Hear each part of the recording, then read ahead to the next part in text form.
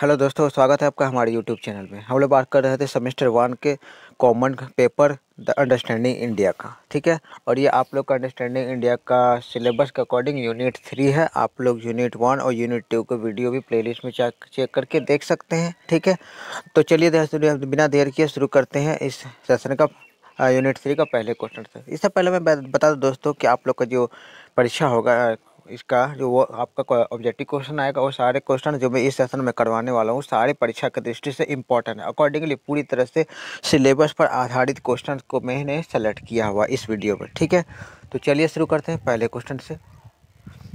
देखिए, पहला क्वेश्चन क्या है, भारत में किस तरह की अर्थव्यवस्था है। लगभग सभी को मालूम होना चाहिए कि भारत में कैसी अर्थव्यवस्था है। तो भारत में अर्थव्यवस्था है मिश्रित अर्थव्यवस्था। मिश्रित अर्थव्यवस्था का क्या अर्थ होता है कि भारत में सार्वजनिक क्षेत्र भी है और निजी क्षेत्र भी है। ठीक है, सार्वजनिक भी है और निजी भी है, दोनों क्षेत्र मिल जाएंगे आपको। तो सार्वजनिक और निजी दोनों मिले होने की वजह से इसे मिश्रित अर्थव्यवस्था कहा जाता है। ठीक है, दूसरा देखिए, आर्थिक विकास के दृष्टिकोण से भारत की गिनती होती है। अगर विकास किस तरह से कर रहा है उस दिशा में देखा जाए तो भारत को किस देशों के कैटेगरी में रखा गया है, तो विकासशील देशों की कैटेगरी में रखा गया है। यानी कि अभी विकसित नहीं हुआ, विकासशील देश है, जो विकास धीरे धीरे विकास की ओर बढ़ रहा है। ठीक है, आगे बढ़ते हैं।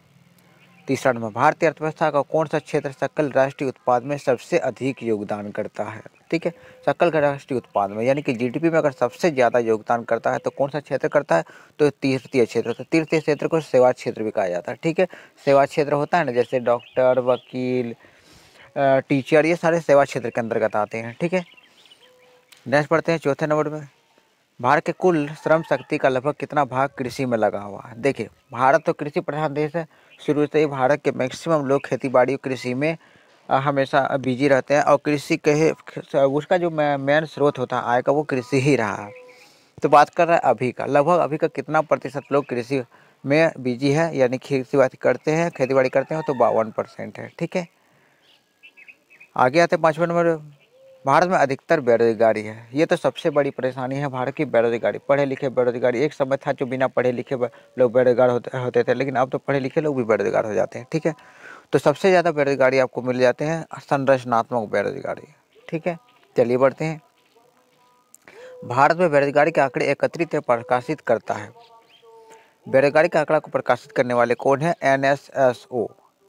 ठीक है, NSSO नेशनल स्टैटिस्टिकल ऑर्गेनाइजेशन, ये नाम है आपका। इसका हेड ऑफिस आपको कोलकाता में मिल जाएंगे। ठीक है, चलिए बढ़ते हैं नेक्स्ट क्वेश्चन पे। सातवां नंबर देखिए, कृषि क्षेत्र में मुख्यतः किस प्रकार की बेरोजगारी की प्रधानता देखने को मिलती है। कृषि क्षेत्र क्या होता है कि खेत होता है और उसमें घर के सारे लोग लगे हुए रहते हैं। ठीक है, तो एक तरीका से लगता है कि बहुत सारे लोग अगर खेत में काम कर रहे होते, बहुत सारे लोग, तो लेकिन उसमें सारे लोग पूरे मन लगा काम कर नहीं हो रहे थे। कुछ लोग काम कर रहे होते मन लगा तो कुछ नहीं कर रहे थे, तो इसे अदृश्य बेरोजगारी कहते हैं, यानी कि दिखाई नहीं देता बेरोजगारी इसमें। आठवां नंबर देखिए, भारत में ग्रामीण क्षेत्रों में कौन सी बेरोजगारी सर्वाधिक पाई जाती है। ग्रामीण क्षेत्र में क्या होता है, खेती बाड़ी में काम करने वाले लोगों में, तो ये बेरोजगारी आपको मौसमी बेरोजगारी भी देखने को मिलता है, क्योंकि मैक्सिमम लोग जो होते हैं मौसम पर निर्भर करते हैं। बारिश होगा तो खेती होगी, बारिश नहीं होगा तो खेती बाड़ी नहीं होगी। और दूसरा हम लोग अभी ये बात किए अदृश्य बेरोजगारी, यानी कि इसके जो दोनों है, ये उपयुक्त ऑप्शन नंबर सी, उपयुक्त दोनों वाला ऑप्शन आपका सही हो जाएगा। नवा नंबर देखिए, वर्तमान समय में देश में किस प्रकार की बेरोजगारी की समस्या बहुत गंभीर बनी हुई है। अभी वर्तमान समय में, अभी सबसे शुरू में ही बात कर चुके हैं कि शिक्षित लोग, अभी जो पढ़े लिखे लोग, पहले तो बिना पढ़े लोग बेरोजगार होते थे, वो कोई बात था, लेकिन अब तो पढ़ लिख के भी कितने पढ़ लो, बेरोजगारी ही प्रॉब्लम बन गई हुई है। ठीक है, यानी कि ये शिक्षित बेरोजगारी वर्तमान काल की सबसे बड़ी समस्या है। 10वां नंबर देखिए, राष्ट्रीय ग्रामीण विकास संस्थान कहाँ स्थित है। राष्ट्रीय ग्रामीण विकास संस्थान आपको हैदराबाद में मिल जाएंगे। ठीक है, हैदराबाद वही जगह जहाँ चार मीनार स्थित है। ठीक है, 11 नंबर देखिए, वैश्वीकरण का क्या अर्थ है। वैश्वीकरण, ये नाम ही काफ़ी है। ये नाम जो होता है पूरे देश के बाजार को एकत्रित करने वाला एक नाम है। ठीक है, जो पूरे पूरे देश में, हर देश में, एक देश से दूसरे देश के भी सामानों का लेन देन, लोगों का आना जाना, ये सारी चीज़ वैश्वीकरण के अंतर्गत आते हैं। ठीक है, तो वैश्वीकरण क्या है, तो वैश्व वित्तीय बाजार का एकीकरण, सारे बाजार का एकीकरण, दुनिया के सारे बाजार, हर बाजार का एक हो जाना एकीकरण कहलाता है, यानी कि सारे बाजार में सामान का आदान प्रदान होना कह सकते हैं। 12 नंबर देखिए, योजना आयोग द्वारा निर्धारित गरीबी रेखा के लिए उपयुक्त कैलोरी ग्रामीण क्षेत्र में कितना है। देखिए ये बात आप लोग ध्यान में रखें, ग्रामीण क्षेत्र में कैलोरी कितना होना चाहिए, तो 2400 कैलोरी। ठीक है, 2400 कैलोरी जो इस क्वेश्चन का सही आंसर है, 2400 कैलोरी। अगर आपको शहरी क्षेत्र बोले जाएगा, शहरी क्षेत्र में, ठीक है, ये बात ध्यान से रखिएगा, याद रखिएगा कि शहरी क्षेत्र वाला अगर बात करता है तो आपका कितना कैलोरी होना चाहिए, 2100 कैलोरी। शहरी क्षेत्र में 2100 कैलोरी, ग्रामीण क्षेत्रों में 2400 कैलोरी। ठीक है, ये बहुत इंपॉर्टेंट क्वेश्चन है। 13 नंबर देखते हैं, योजना आयोग किसके सर्वेक्षण के आधार पर निर्धनता रेखा के नीचे के लोगों का आकलन करता है। यानी कि कौन जो है योजना आयोग को कौन सा सर्वेक्षण के आधार पर डिसाइड करता है कि कितना गरीबी है भारत में या नहीं है, ये सारी चीज़ होते हैं। तो ये ऑप्शन नंबर ए है, राष्ट्रीय नमूना सर्वेक्षण संगठन इसके आकलन पर तय करता है। ठीक है, चलिए आते हैं नेक्स्ट क्वेश्चन पे। राज्य एवं ग्रामीण स्तर पर गरीबों का अनुमान लगाने के लिए योजना आयोग किसके सूत्र का प्रयोग करता है, किसका सूत्र लगाता है, तो डीटी लकड़वाला का सूत्र लगा। डीटी लकड़वाला ने गरीबी रेखा के निर्धारण के लिए एक सूत्र का प्रतिपादन किया, उसी अकॉर्डिंग ये डिसाइड करते हैं कि कितना गरीबी है भारत में। ठीक है, आ जाते हैं अगले क्वेश्चन पे। ये रहा, गरीबी रेखा के नीचे क्या बोल रहे हैं कि गरीब रेखा के नीचे जनसंख्या का न्यूनतम प्रतिशत कहाँ है, यानी कि सबसे कम गरीबी रेखा के नीचे कम लोग कहाँ पर मिल जाएंगे आपको, तो आपको मिल जाएंगे जम्मू एंड कश्मीर में। ठीक है, जम्मू कश्मीर में मिल जाएंगे, गरीबी रेखा के नीचे सबसे कम गरीब लोग मिलेंगे वहाँ पे। 16 नंबर देखिए, किस राज्य के अत्यधिक कुपोषण के कारण भारत का इथियोपिया कहा जाता है। ये इंपॉर्टेंट क्वेश्चन है। ठीक है, भारत का इथियोपिया, सबसे ज़्यादा कुपोषण होने के, कुपोषण जानते हैं कि शरीर में अगर पोषक तत्व का कमी हो जाए, तो मतलब खाना का कमी हो जाए, तरीका समझिए ना, खाना की कमी हो जाए, तो खाना की कमी हो जाएंगे तो लोग बहुत पतले दुबले दिखते हैं, कुपोषण के शिकार दिखते हैं। तो कौन सा राज्य को कुपोषित राज्य कहा जाता है, जिस वजह से वो भारत का इथियोपिया भी कहा जाता है, तो उसे कहा जाता है मध्य प्रदेश को। ठीक है, ऑप्शन नंबर बी हो गया मध्य प्रदेश इस क्वेश्चन का सही आंसर। आगे बढ़ते हैं 17वां नंबर, निम्नलिखित में से कौन सा कार्यक्रम ग्रामीण भारत में गरीबी दूर करने हेतु शुरू किया गया। ठीक है, ग्रामीण क्षेत्रों में तो ज़्यादातर गरीबी ग्रामीण क्षेत्रों में मिल जाएंगे, तो ग्रामीण क्षेत्रों में अगर गरीबी को दूर करने के लिए तरह तरह के कार्यक्रम भी चलाए गए हैं, तो ये सारे कार्यक्रम चलाए गए, IRDP भी चलाया गया, ट्राइसम भी चलाया गया, NRP चलाया गया, यानी कि उपरोक्त सभी जो ऑप्शन है ये आपका सही आंसर है। ठीक है, 18 नंबर देखिए, मानव विकास सूचकांक SDI, SDI human development index, full form क्या है, ह्यूमन डेवलपमेंट इंडेक्स, ये याद रखिएगा, फुल फॉर्म डेवलपमेंट इंडेक्स। ठीक है, ह्यूमन डेवलपमेंट इंडेक्स जो है किस अर्थशास्त्री का देन है, तो ये महबूब अल हक की देन है। ये आपको पूछेगा ये अर्थशास्त्री कहाँ के हैं, तो ये आपका बांग्लादेश के हैं। ठीक है, 19 नंबर देखिए, निम्नलिखित में से कौन सा मानव विकास सूचकांक का हिस्सा नहीं है। इनमें से मानव विकास सूचकांक का हिस्सा नहीं है, तो मानव विकास का निर्धारित प्रतिवर्ती आयु के द्वारा किया जाता है, जन्म के समय जीवन प्रत्याशा के द्वारा भी किया जाता है, लेकिन इसके द्वारा भी किया जाता है, ये ऑप्शन नंबर स्वास्थ्य एवं पोषण, इसके द्वारा विकास का निर्धारण नहीं किया जाता है। 20वां नंबर है कि राज्य स्तरीय मानव विकास रिपोर्ट जारी करने वाला प्रथम राज्य, एक तो देश लेवल का तो रिपोर्ट आ ही रहा था, तो राज्य लेवल पे भी कभी रिपोर्ट आने लगा कि मानव कितना विकास किया है नहीं किया, तो वो रिपोर्ट जारी किया था सबसे पहले मध्य प्रदेश ने। ठीक है, 21 नंबर देखिए, बंद अर्थव्यवस्था से क्या तात्पर्य, काफ़ी अच्छा क्वेश्चन है। देखिए, बंद अर्थव्यवस्था क्या है, भारत है। देखिए, भारत के अंदर, अगर भारत के सीमा के अंदर ही अगर व्यापार होगा, तो समझिए बात को ध्यान, अगर भारत की सीमा के अंदर ही व्यापार होगा, माने दूसरे देश नहीं जाएगा, भारत के अंदर ही व्यापार होगा, भारत के अंदर व्यापार होगा, इस तरह से हम कह सकते हैं कि बंद अर्थव्यवस्था। तो बंद अर्थव्यवस्था का होता है कि दूसरे देश सामान को बेचना भी नहीं है, दूसरा देश से सामान को खरीदना भी नहीं, जो भी खरीद बिक्री करना है भारत की सीमा के अंदर ही करना है, तो इस तरह से बंद अर्थव्यवस्था कर सकते हैं। यानी ये ऑप्शन नंबर ए बी हो गया ना, आयात और निर्यात बंद, यानी कि खरीद बिक्री दूसरे देश के तहत वो बंद हो जाएगा। 22 देखते हैं, भारत में प्रचलन बेरोजगारी समानता दिखाई देती है।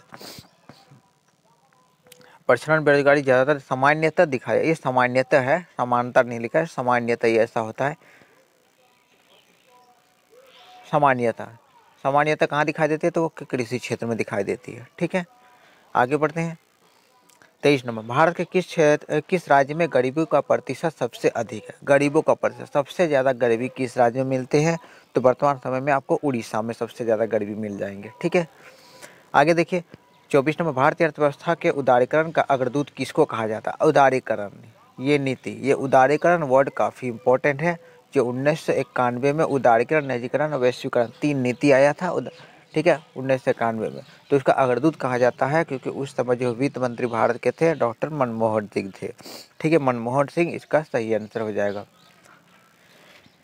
25 नंबर देखते हैं कि मानव विकास सूचकांक किसने बनाया था? मानव विकास सूचकांक, ये रिपोर्ट का बनाने वाले कौन थे? United Nation Development Programme, UNDP। इसका फुल फॉर्म आप बोलोगे यूनाइटेड नेशन डेवलपमेंट प्रोग्राम। ठीक है। 26 देखिए, भारत के राष्ट्रीय आय में सर्वाधिक योगदान है, भारतीय राष्ट्रीय आय में सर्वाधिक योगदान है विनिर्माण, जो जिसको दूसरा क्षेत्र भी कहा जाता है, दूसरी अर्थव्यवस्था, यानी कि इसमें निर्माण क्षेत्र आते हैं, फैक्ट्री वगैरह सारे चीज़ इसमें आते हैं। 27 देखिए, वर्तमान में भारत के राष्ट्रीय आय में किस क्षेत्र का सर्वाधिक योगदान है? अगर सर्वाधिक योगदान बोला जाए तो सेवा क्षेत्र का होता है, यानी कि ये आपका अर्थव्यवस्था का तृतीय क्षेत्र भी कर सकते हैं। तृतीय क्षेत्र, सेवा क्षेत्र अभी बात कर चुके हैं। सेवा क्षेत्र में क्या आता है? डॉक्टर, वकील, शिक्षक, बैंक, ये सब चीज़ आते हैं सेवा क्षेत्र के अंतर्गत। 28 देखते हैं, जैसे जैसे अर्थव्यवस्था विकसित होती है राष्ट्रीय आय में तृतीय क्षेत्र का अंश क्या होता है? तो तृतीय क्षेत्र का अंश भी बढ़ता ही जाता है। इस क्वेश्चन का आंसर हो गया आपका ऑप्शन नंबर सी, बढ़ता ही जाता है।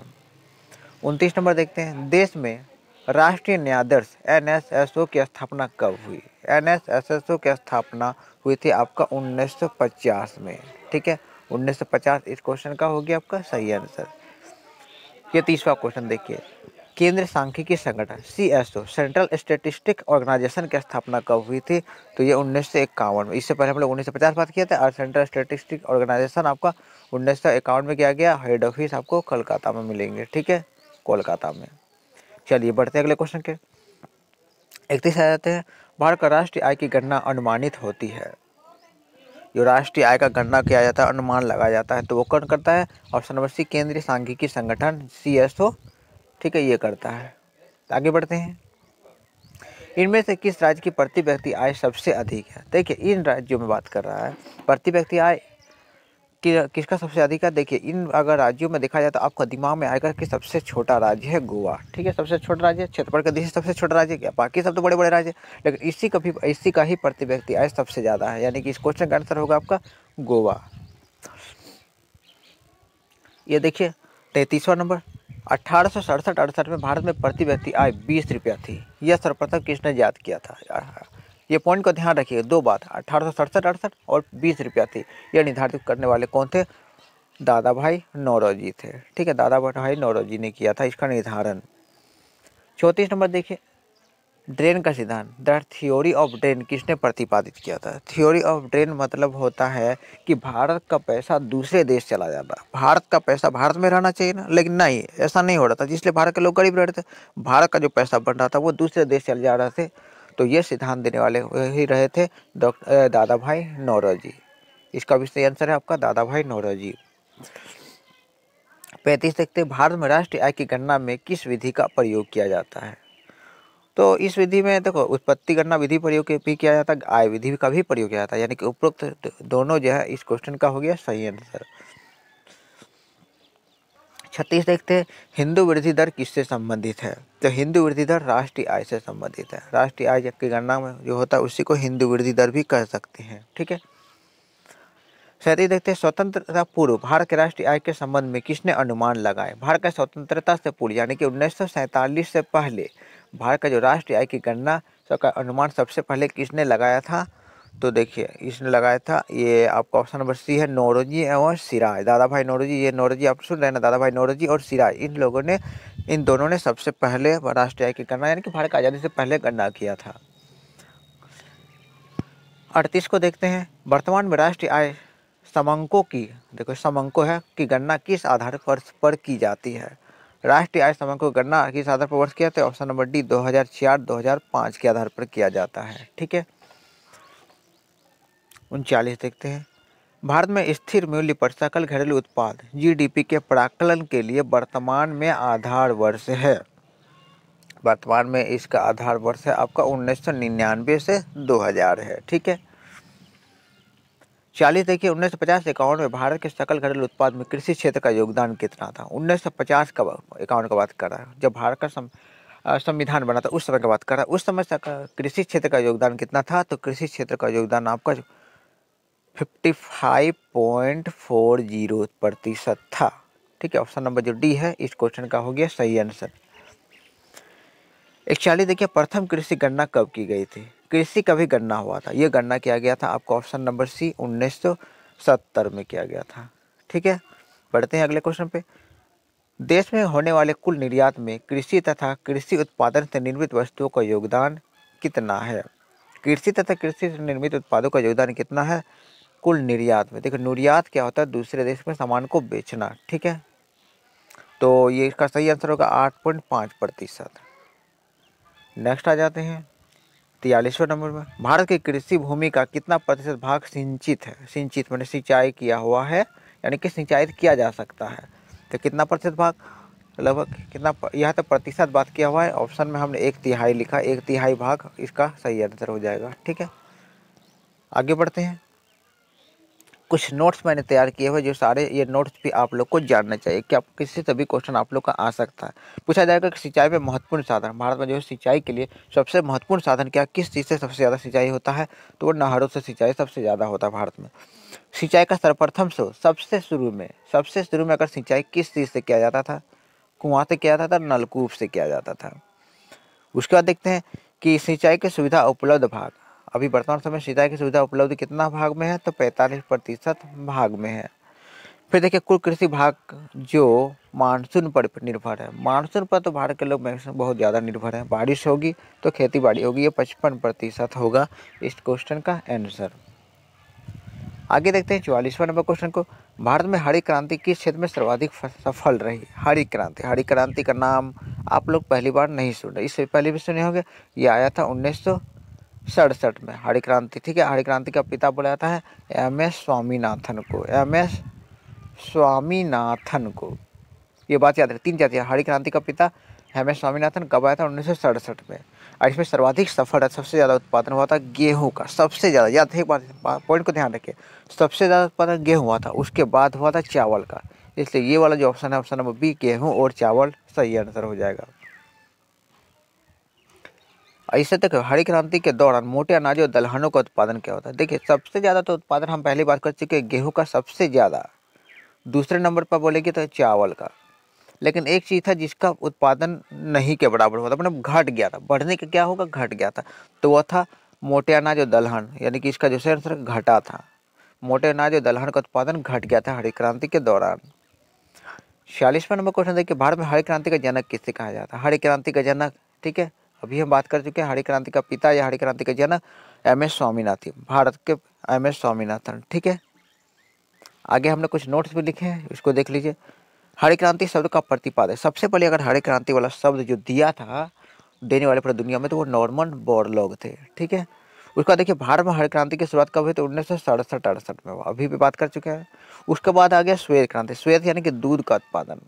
एक समय ऐसा भी आया जो दूध का उत्पादन बहुत ज़्यादा बढ़ गया था, तो उसका जो पिता माना जाता है वर्षिज कुरियन को माना जाता है। अगर बोला जाएगा कि हरी क्रांति कब आया था, तो ये 1970, ये जो श्वेत क्रांति की बात करें, श्वेत क्रांति कब आया था, 1970 में। ठीक है, तो ये रहा दोस्तों, इसके ये आप लोग का यूनिट 3 का फर्स्ट वीडियो है। ठीक है, आप लोग को अगर सेशन पसंद आया तो लाइक सब्सक्राइब जरूर कर दीजिएगा। ठीक है, मिलते हैं नेक्स्ट